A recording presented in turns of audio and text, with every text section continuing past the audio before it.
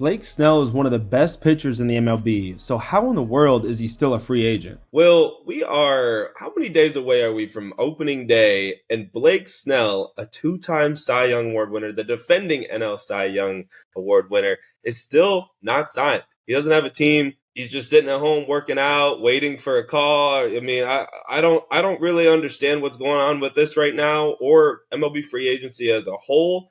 But what is going on? Why isn't Blake Snell signed yet?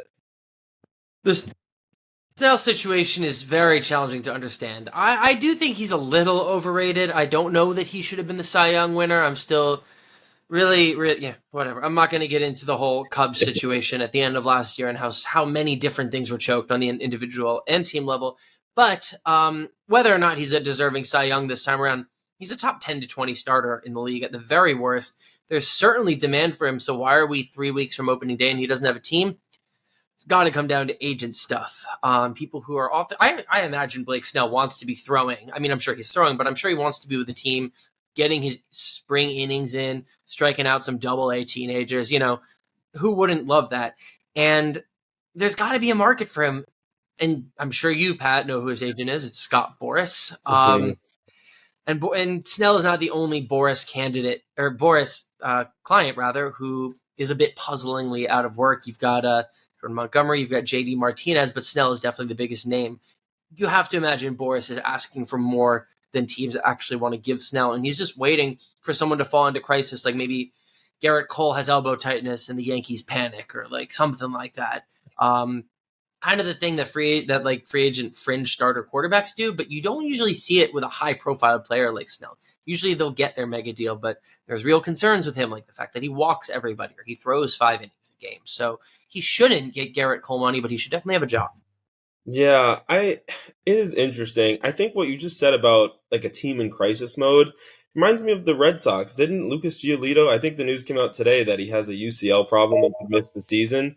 Maybe that's exactly what they're waiting on. Something like that in spring training. There's always something like that. And they say, okay, you know what? We'll give you what you want. We need you. We need you to save our season. I also think the fact that he's on the wrong side of 30, he's 31. So is Jordan Montgomery, by the way. JD Martinez is damn near ancient for baseball at this point, but he's still a great hitter. I mean, last year he had OPS of almost 900. I think teams are they're wary of these guys that are, in their 30s. They don't want to give them long deals. I think they'd rather give them, a 4-year deal with maybe more money per year. I mean, you look at Cody Bellinger and Matt Chapman, 3-year deals. Like they're not trying to commit in the same way that, man, you remember the deals, the Albert Pujols deal with the Angels, the Josh Hamilton deal with the Angels. Like you think of those long deals that just don't really work out.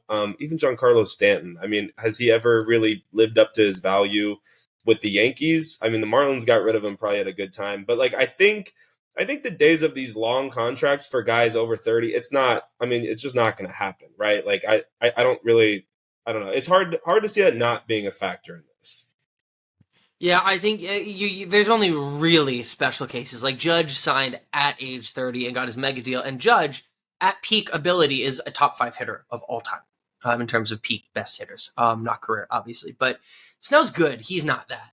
Obviously, Shohei, he's 29, but with 2 UCL injuries, he's also Shohei. So he's incredibly special. You're not going to see someone like Snell get a long-term deal, and maybe that's what he's waiting for. I think something along the lines of 4 to 5 years at a high AAV or 6 to 7 years at a lower one, that's probably realistic. I don't know exactly what it is Snell and Boras are holding out for. They've been really cagey about it.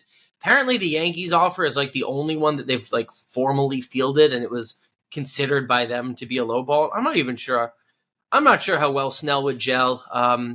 Unintentional rhyme in the Bronx. I mean, got some hot-headed personalities, and I don't know do you remember the 98ers comment from Kevin Cash? No. Oh, when Chapman I think it was Chapman who buzzed some Rays hitters. Just because he has absolutely no control at all, has nothing to do with trying to hurt people. It just has to do with being bad. Cash was like, yeah, we're not afraid. I've got a whole stable of guys who throw 98. And I'm like, are you just calling for your pitchers to hit our hitters like in the head? Oh, And they got T-shirts. And they Yeah. got T-shirts that said 98ers, and Snell was like on that team. I'm pretty sure. So like, I don't know. There might be too much bad blood. Garrett Cole takes everything personally, so I'm not sure Snell would be a fit in the Bronx. But I'm digressing a bit.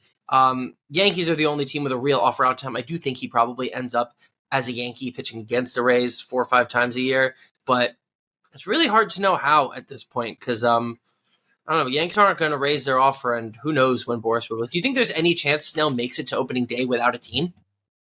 Like probably. I mean, but I think it comes down to like stubbornness, like what you're talking about with Boris and whatever negotiations are going on. I mean, I still think like if I'm the Angels, I'm getting him, man. If you look at the Angels rotation, I don't even know half of these guys. I think Reed Detmers is their like number one right now, and that's I mean that's something. Like like you have I don't know if you have Mike Trout and you're kind of you got him in his prime. I don't even know if he's in his prime anymore, but like you need to get him some help, and you just lost Shohei Ohtani. If I'm the Angels, I'm going to getting Blake Snell. I'm going to get Jordan Montgomery. I'm getting someone, man. Like what are they doing? I hate to say it, Mike Trout is not. This is a digression. Mike Trout is not in his prime. Forget the plateau of 150 games. He hasn't played 120 since 2019. Yeah. It's over. It sucks to say he's 32 with a bad injury history.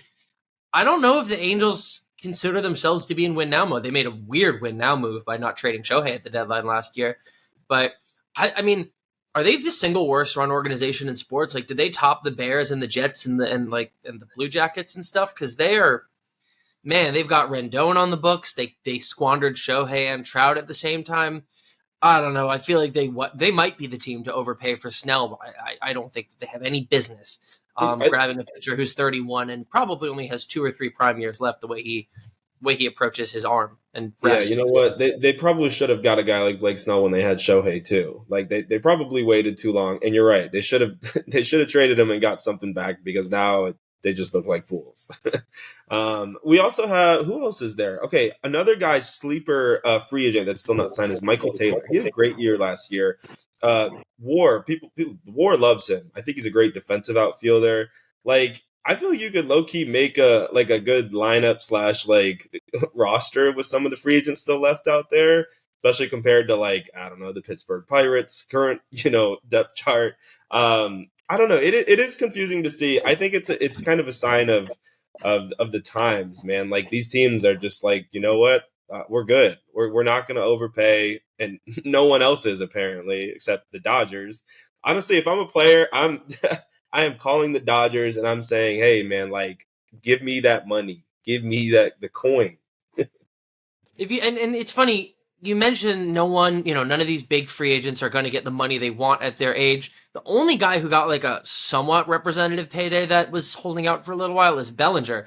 And Bellinger, he's already gone through like a rise, a peak, a fall, and a resurgence. So it's easy to forget the dude just turned 28. Yeah. So, I mean, you look at it, I think that's kind of the arbitrary barrier that teams want to see. You want someone who's healthy earlier than 29, 30. And none of the other guys fit the bill. Matt Chapman didn't get a mega deal, I don't believe. He was one of the other late holdouts. It's going to be really interesting to see not just when these guys go, but whether it'll be them who caves and accepts a lower payday, or if teams cave, get desperate, and give them the money they want. I feel like this is a new phenomenon. I don't remember sitting around in early to mid-March and talking about big players still looking for a home. Obviously, fringe guys who can be helpful, but the reigning Cy Young winner, that's new. Certainly not. I mean, I remember when teams were like bidding for stars, like it was an actual bidding war between 2, 3, 4 teams, and now you have a 2-time Cy Young, reigning Cy Young, not signed at all. It is wild to me. Yeah, remember when the winter meetings were like when stuff went down? That was like me refreshing the old ESPN app, like hot stove alerts every 30 minutes during those 4 days in the winter. And now it was I didn't even notice the winter meetings happened. I got all excited. I was like, the Yankees are going to extend Juan Soto. No. But it's everything. The whole calendar has changed, and it's just like it's got to be a leverage play. So many of these guys being Boris clients is absolutely not any sort of a coincidence. Obviously, Boris is great at what he does. He's got some crazy paydays. I believe he was he orchestrated the Robbie Cano $250 million deal. That was wild. But I don't know if at this point he's pushed the envelope too much. Like, is this even best forget being good for the teams? Is this even best for his clients? Is this going to be is Blake Snell going to get what he wants out of this? Is Scott Boras killing baseball? That's that's the next topic. All right. Well, that is all we have for this segment. Let us know what you guys think about MLB free agency. When and where will Blake Snell sign? And some of these other guys, Jordan Montgomery, JD Martinez, the rest of them. We'll be back next week talking baseball, softball. We'll be talking diamond sports for sure. Thanks, guys.